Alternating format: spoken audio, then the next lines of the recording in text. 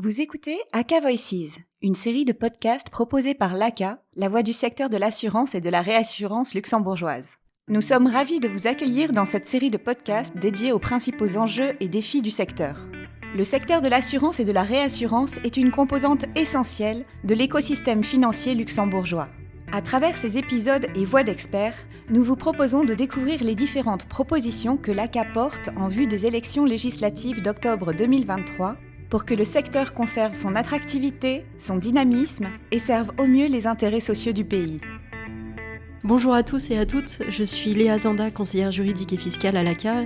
J'ai le plaisir d'accueillir aujourd'hui Régent Messner pour échanger sur la revendication numéro 4 formulée par notre association en vue des prochaines élections législatives. Maintenir un régulateur spécialisé pour le secteur de la réassurance assurance. Merci Régent d'avoir accepté notre invitation aujourd'hui. Bonjour Léa, et c'est grand plaisir d'être avec toi. Plaisir partagé Régent. Est-ce que tu peux te présenter en 2 petits mots à nos auditeurs s'il te plaît ? Oui, bien sûr. Alors Régent Messner, je suis Managing Director chez Swiss Re depuis 2008 et en particulier ici présent sur le marché luxembourgeois depuis 2013. Je suis aussi président de la commission réassurance pour l'ACA et siège au conseil d'administration de l'ACA. Important aussi de mentionner mon rôle comme vice-chair du comité ECOFIN de Insurance Europe, qui particulièrement à un niveau réglementaire me donne aussi une bonne perspective des discussions au niveau européen. Pour ceux qui ne connaissent pas, Régent, peut-être Insurance Europe, est-ce que tu peux brièvement expliquer vraiment rapidement ce que c'est pour nos auditeurs qui ne sont pas familiers ? Oui, bien sûr. Insurance Europe, alors, c'est un peu l'organisation qui regroupe toutes les associations des différents marchés européens. C'est avant tout une association pour représenter le secteur à Bruxelles dans toutes les discussions au niveau réglementaire du secteur de l'assurance. Merci Régent.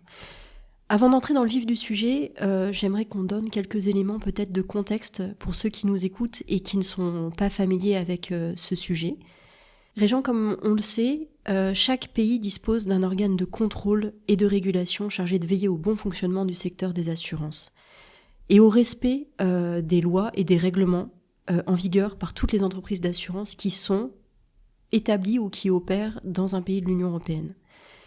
Dans les États membres de l'Union européenne, le modèle le plus répandu, c'est celui d'une autorité qui combine finalement les 2 secteurs banque et assurance.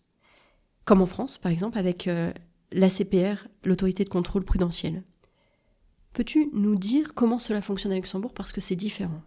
Exactement. Alors effectivement, au niveau européen, on a plutôt un modèle où on a un régulateur qui combine les 2 secteurs, les 2 marchés. En fait, je dirais même qu'il y a quelques années, on voyait clairement une tendance pour réunir le secteur bancaire et assurantiel sous un même chapeau. Par contre, au Luxembourg, comme tu l'as dit, on a une situation qui est différente. Du côté de l'assurance, on a le commissariat aux assurances qui est sous tutelle du ministère des Finances et qui est dédié au secteur de l'assurance et de la réassurance.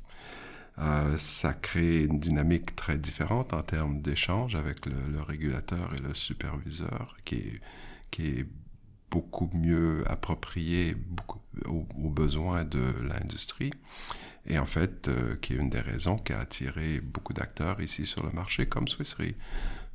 Nous, on est établi ici depuis une quinzaine d'années et de pouvoir faire affaire avec un régulateur qui était vraiment dédié à nos besoins était un facteur important. Il reste quand même que le commissariat est dédié, bien sûr, à la sécurité du secteur, à la protection de nos clients, mais reste quand même une autorité qui a l'expertise pour travailler avec nous. Donc on l'entend, Régent, par exemple dans ton cas particulier pour le groupe Swiss Re, c'était un élément important d'avoir ce régulateur dédié pour le choix de votre implantation à Luxembourg. Le fait d'avoir un régulateur dédié, je ne sais pas seulement ma pensée, c'est la pensée du secteur, c'est un élément d'attractivité pour les acteurs qui ne sont pas initialement présents à Luxembourg. Est-ce que tu peux nous confirmer cette affirmation, Régent ? Est-ce que c'est vraiment un sentiment qui est partagé par tout le monde et par l'ensemble du secteur ? Oui, clairement, et je pense qu'on a vu un très bon exemple encore il y a quelques années avec le Brexit, où il y a plusieurs acteurs qui étaient présents sur le marché anglais qui devaient se relocaliser dans l'Union suite au Brexit. Et on a eu énormément de succès ici au Luxembourg. Et en fait, j'emprunterai les mots de notre ministre de tutelle de l'époque, Pierre Gramegna, qui avait dit « Dans le contexte du Brexit, nous avons 11 sociétés d'assurance qui n'étaient pas présentes au Luxembourg, qui ont choisi notre pays. À quoi cela est-il dû ? Je pense que c'est dû, entre autres, à l'existence d'une place financière déjà très dynamique. Deuxièmement, le fait d'avoir un régulateur, le commissariat aux assurances, qui est spécifiquement outillé pour s'occuper des assurances. Il ne s'occupe pas des banques, il ne s'occupe pas des fonds d'investissement, il est concentré sur les assurances. Et puis, troisièmement, il est clair que les produits d'assurance aujourd'hui sont de plus en plus sophistiqués et personnalisés. » Donc effectivement, Monsieur Gramegna, dans cette citation, indique très très clairement que le fait d'avoir ce régulateur dédié est un élément d'attractivité et c'est ce qui a fait pencher la balance, en tout cas en partie dans ces 3 critères, pour l'implantation de 11 sociétés dues au Brexit à Luxembourg. Donc on a cet élément d'attractivité qui est indéniable, on le comprend bien. Mais on a également un autre aspect que j'aimerais aborder avec toi, c'est un peu peut-être le fait que ce régulateur dédié au secteur explique un peu en partie quand même, un peu la success story de Luxembourg dans le secteur de l'assurance.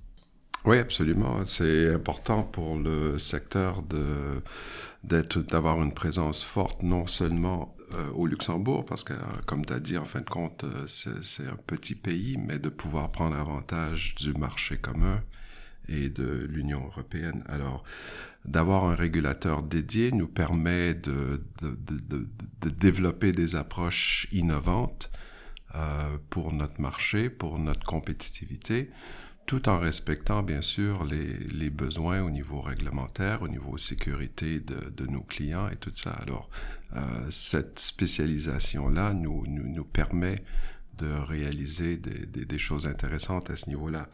Et on a un très bon exemple qu'on a vu, bon, ça remonte un peu en 1995, mais quand même, quand on a réussi à amener une approche avec des fonds dédiés au niveau de la clientèle private wealth, c'était une innovation du marché qui a été possible justement à cause de cette spécialité qu'on a au niveau du régulateur et qui nous a permis de développer une niche importante. Et je pense qu'on continue à voir des exemples à ce niveau-là. Le secteur non-life international qui est très fort et très présent au Luxembourg en serait un autre exemple plus récent. D'accord. Et on le voit aussi, cet aspect d'avoir un régulateur dédié nous permet peut-être aussi, je t'interroge, hein, c'est une question ouverte, nous permet d'avoir une meilleure préparation peut-être pour les évolutions réglementaires à venir, parce que c'est pas une surprise hein, pour tout le monde.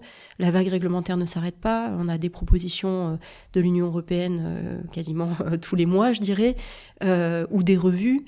On a vraiment besoin de quelqu'un qui comprenne nos besoins, nos interrogations, nos spécificités. Et donc, du coup, est-ce que tu as quelques exemples concrets peut-être à partager avec nos auditeurs sur le fait que avoir ce régulateur dédié dans cette bataille de compréhension des textes réglementaires et des enjeux réglementaires nous a permis d'y arriver peut-être plus facilement que si nous avions eu un régulateur commun avec un autre secteur financier, par exemple. Tu parles d'une vague réglementaire, je dirais plutôt un fardeau réglementaire. Je pense qu'on a tous vu dans les dernières années comment l'accumulation de nouvelles initiatives au niveau européen a créé une charge de travail énorme pour notre secteur. Et effectivement, je pense, comme tu as dit, d'avoir un régulateur qui est dédié à notre secteur nous a permis de pouvoir prendre avantage de ces nouvelles réglementations-là et les implémenter au Luxembourg d'une façon qui répond bien aux exigences. Faut pas l'oublier, à la fin, on respecte tous les règles telles qu'elles sont, mais quand même de les adapter à la réalité de notre marché. Merci Régent d'avoir répondu à mes questions, d'avoir échangé sur cette revendication. La revendication numéro 4, formulée par l'ACA, maintenir un régulateur spécialisé pour le secteur de la réassurance. On a bien compris lors de cet échange que c'est un élément indéniable de l'attractivité de Luxembourg, en tout cas pour les acteurs de notre secteur. C'est également un élément qui explique notre réussite en termes de secteur en entier. Et il est très important de le préserver tel qu'il est. Merci beaucoup, Régent. Avec plaisir. Merci d'avoir écouté cet épisode. Nous espérons qu'il a répondu à vos attentes sur le sujet. Retrouvez cet épisode ainsi que l'ensemble des revendications que l'ACA porte en vue des élections législatives d'octobre 2023 à travers un dossier dédié disponible sur le site www.aca.lu.